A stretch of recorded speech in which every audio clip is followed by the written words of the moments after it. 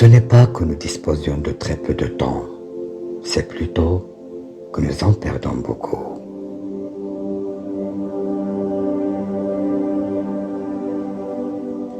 Toute méchanceté a sa source dans la faiblesse.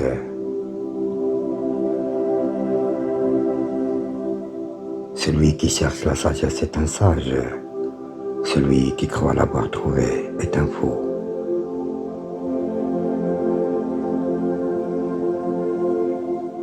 Il faut nous attacher à ne pas suivre comme des moutons le troupeau qui nous précède.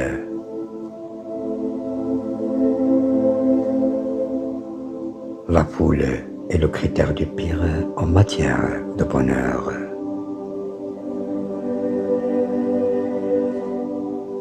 Je suis d'accord en cela avec les stoïciens concernant la nature des choses. Ne pas s'en écarter, se former sur sa loi. Voilà la sagesse.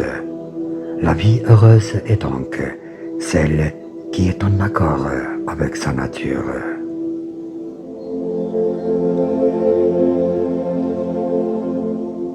Le jour où le corps aura été dominé par le plaisir, il sera aussi dominé par la douleur.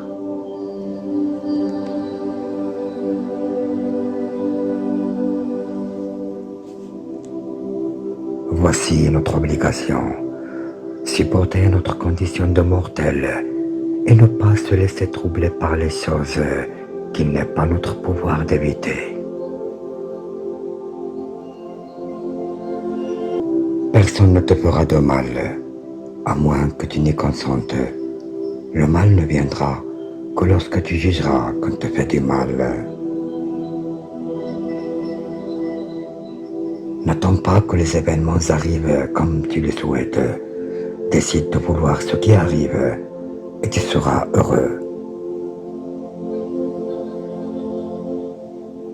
Ce n'est pas par la satisfaction du désir que s'obtient la liberté, mais par la destruction du désir.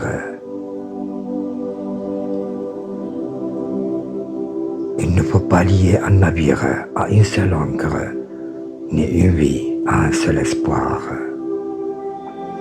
Tu as subsisté comme partie du tout.